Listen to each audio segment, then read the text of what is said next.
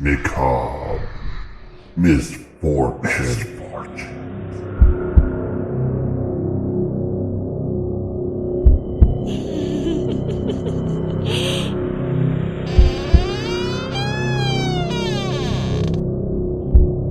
I'm watching you.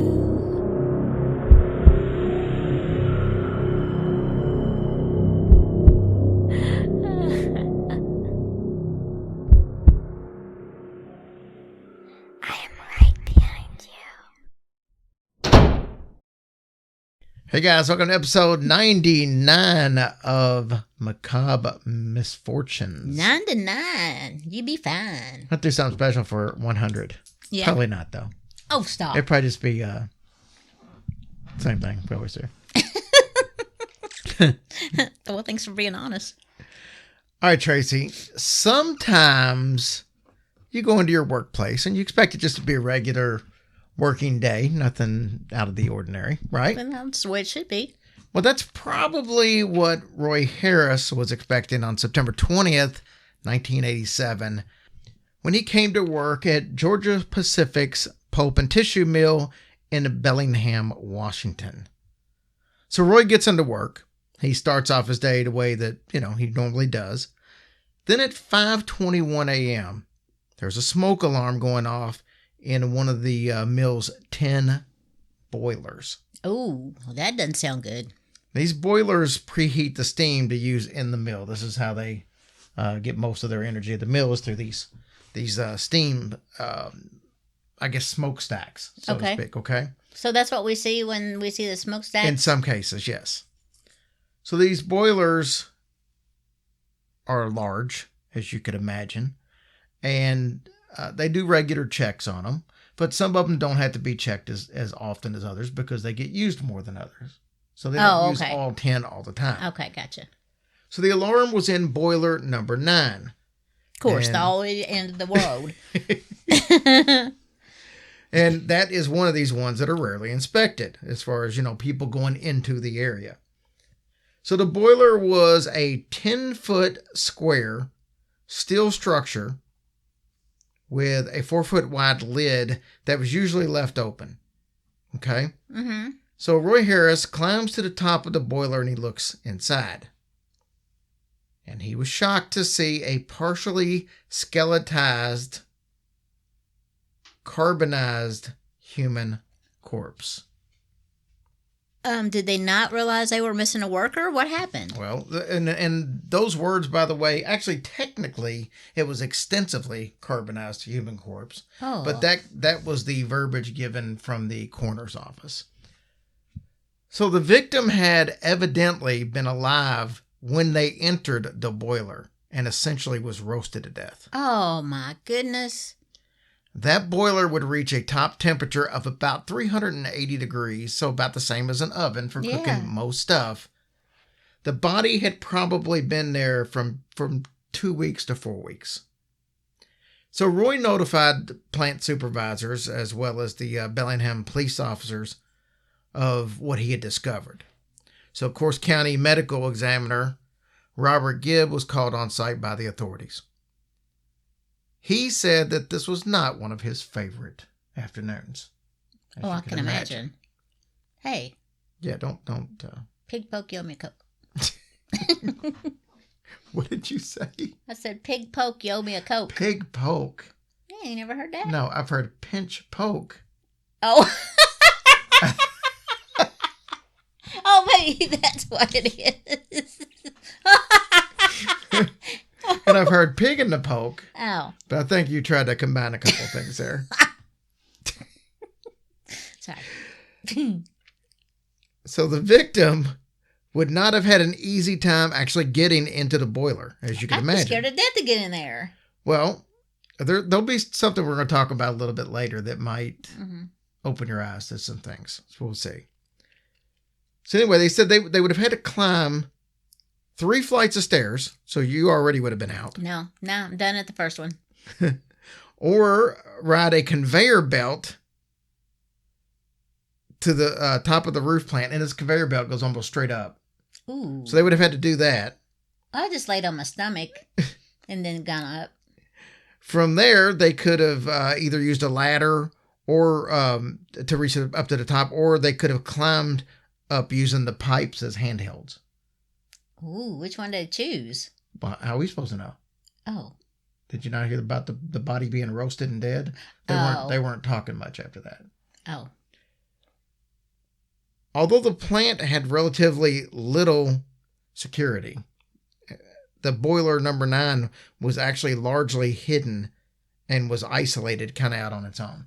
So there really wasn't much need for anybody to go out there because they didn't expect anybody to be climbing up there and climbing in.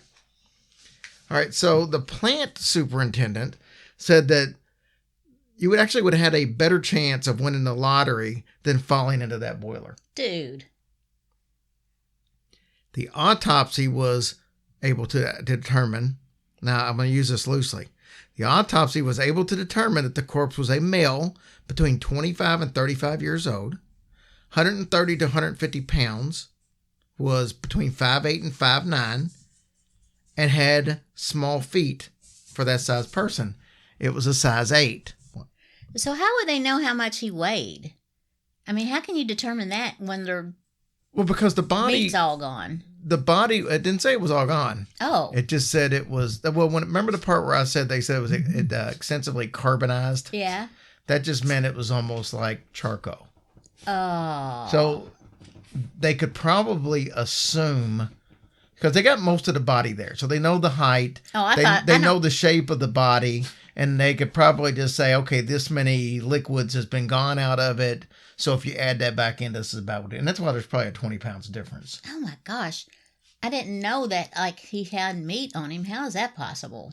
Okay, think about this. Like you're like a pig and you're roasting a pig Yes, think about if you, because you're not cremating, so you're not turning something to ashes. If it only gets to 400 degrees, it's just going to keep cooking and keep cooking. So like it'd be like if you left something in the oven 3 or 4 hours, it's going to be charred and it's going to be burnt, but it's not going to be ashes. All gone. Right. Right. Okay, I understand now. So that's kind of what happened. This guy was on a slow cook for 2 weeks.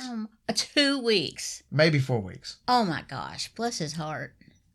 Well, his needed more than his heart blessed. Mm. So the body had numerous fractures, but it was kind of unknown at the time if these fractures had come from a fall or stress fractures from the heat. Like after cooking for so long, they might have just started snapping. But after that sounds horrible. But after doing some more research and stuff, it was determined that it happened from the fall. So the victim wore okay, I'm going to say this again because I'm going to say the victim wore a shirt, jeans, a denim jacket, and tennis shoes. And there were some indications that the victim used the clothing to shelter him from the heat. So this is what I was kind of giggling about. His shirt wasn't on. Mm-hmm. His shirt was tied around his ankle. What? Yeah, not really sure why, but it was tied around his ankle. So they think maybe there was an injury from where he fell. Maybe it was bleeding. He tried to use the shirt like a tourniquet or something like that. Oh, okay. And the denim jacket was actually laid over top of one of the pipes almost to keep the heat from... Get to him, maybe. Out, which that basically was... It's like, pissing on a forest fire. At that point, it's not really going to make a difference. So... Well, I'm surprised that didn't catch on fire. Yeah. I'm kind of surprised too, maybe. So like I said, he had that stuff done. So they know that he was alive. Mm-hmm. Knowing that he had no way of getting out of there. Oh my gosh. There were no personal items such as a wallet or keys or a watch, but there was a charred piece of a Continental airline ticket. The old paper tickets. Oh, to fly. yeah. So this was proof that whoever this was, it probably wasn't a suicide because they were going to be flying back somewhere. Right. This is a return flight. They could make that out, but they could only make out a few of the numbers on there. Mm. Some of the rest of them were burnt off, so they weren't able to see who had bought the ticket. Right. The victim did not work for the company. Oh. There was nobody missing from the company, and everybody had picked up their paychecks. So they knew that it wasn't a worker. The other thing was the guy had tennis shoes on. And they said if it had been a worker, he would have had steel-toed shoes on.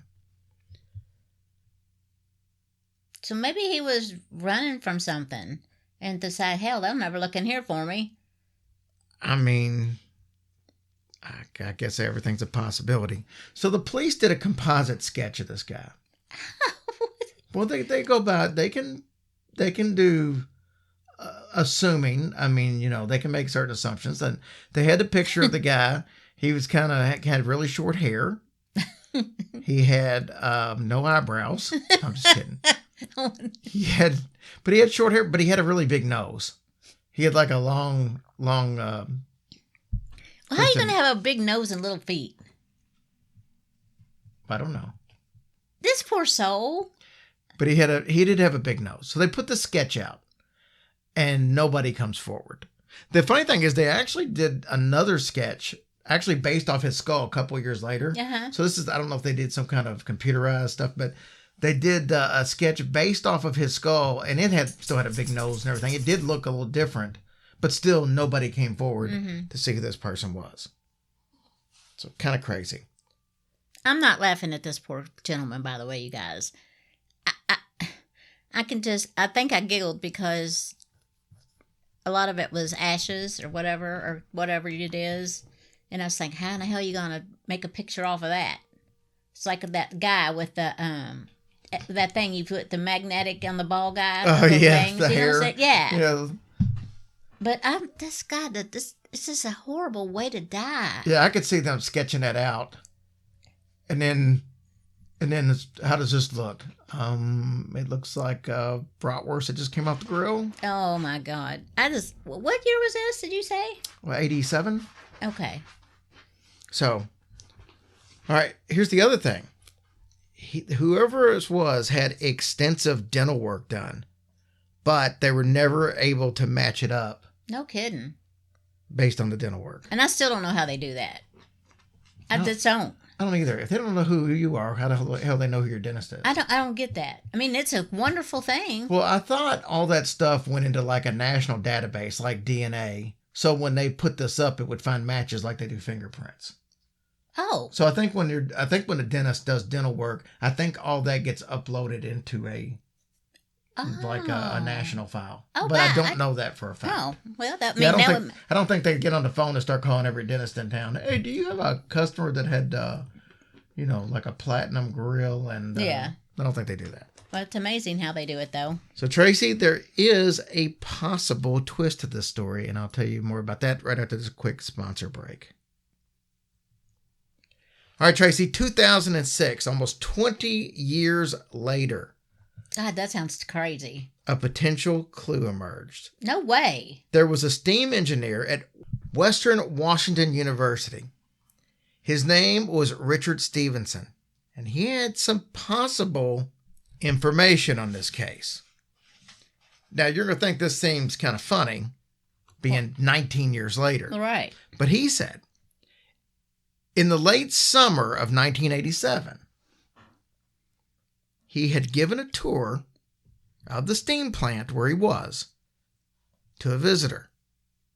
Now, he remembered this visitor acting very strange and asking to see the boilers and wanting to actually go inside one. Well, they had one that was no longer working. Mm-hmm. So Richard said, okay, they take the person inside the boiler room. He said at this point, though, the person began acting like a little child, climbing all over the pipes and such. It was like they were in a jungle gym. So Richard was so disturbed by this that he asked the visitor to leave. As they get outside, Richard points out the boilers at the Georgia Pacific plant. They were visible from the university. Okay. And he was like, hey, those over there are perfect examples of working boilers. And he, described a little bit about what made them so good and all that stuff. Richard didn't find out about this body being found in Georgia Pacific's boiler until 2006. Well, I was wondering how in the world, after all those years, he thought about that. I mean, it was right there in his neck of the woods. I don't know how he wouldn't have heard of it. No. He would have thought that would have been all over the news. Right. But sometimes I'll tell you a news story or I'll tell other people a news story and they don't watch the news, so they didn't hear it. Mm-hmm. So maybe that's the case. But that's why he didn't come forward sooner. He just found out about this in 2006. But here's the twist. The person he gave the tour to was a woman. See? The medical examiner says, according to all the pelvic size. Or feet size. Well, he was going by the pelvic size. He said the pelvic size tells him that 95% that's a man. And then there were some other characteristics that did he say something about her having a big nose? Make him believe that it was a male. No, and I don't really know. I couldn't find any more information on this guy had. He could have, because if this girl had a big nose, you would think it would almost have to be her.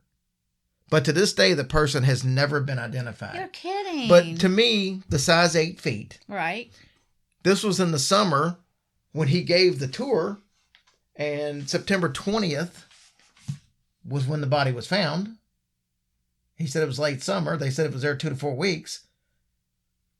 What are if this guy's telling the truth, what are the chances that right there in your neck of the woods, there was a person that absolutely was bonkers over boilers, acted like a little kid, and then within a month later, you find somebody dead that you can't identify in a boiler that you pointed out to him?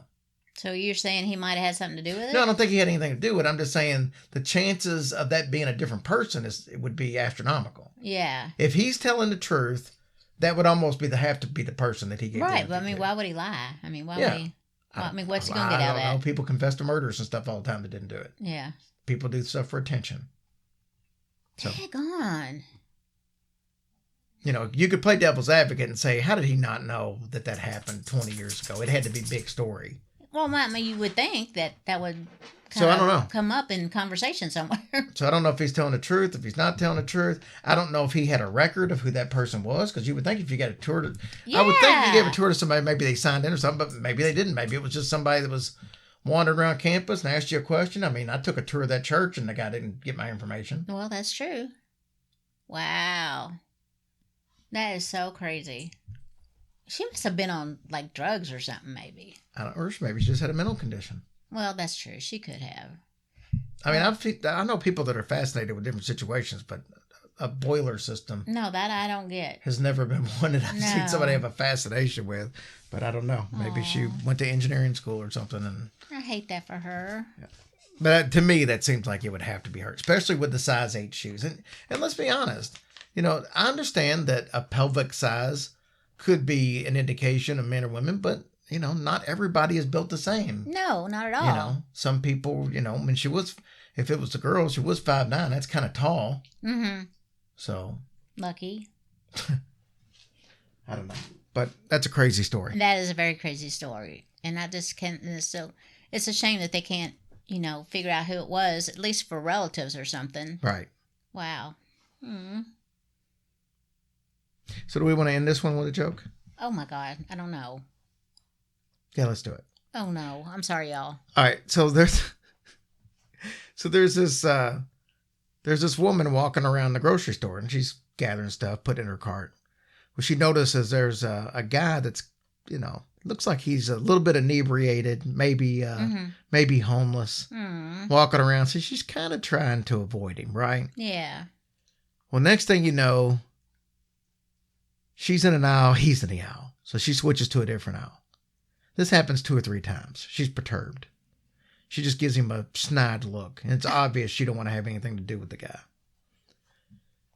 They get to checkout line. And she's waiting to go. She's got a couple people in front of her. And right behind her is the guy. Right. She looks at him. Just gives him a snide look. Kind of looks back. And he looks forward. He looks into her cart. She kind of sees him out of her peripheral. And he looks at her and says, "Hey, I bet you're single, aren't you?" Well, she looked down at what she had in her cart. Mm-hmm. Well, sometimes you can tell. But in her cart, she had a pack of batteries. But they wouldn't D-cells or nothing. But, that's exactly where I went. But she had a pack of batteries, and she had a gallon of milk, and she had a box of cereal. Mm-hmm. And she's thinking to herself, well, that's odd that he would get out of single off that. I mean, what about that tells you single? So she turns around, looks at him, and she says, You know what? I'm kind of surprised that you asked if I was single, and as a matter of fact, I am single. But what made you think that? And he said, because you're ugly. Oh, my Lord. All right, guys, we love That's you. a terrible joke. We'll talk to you next week. Bye, guys. We love you.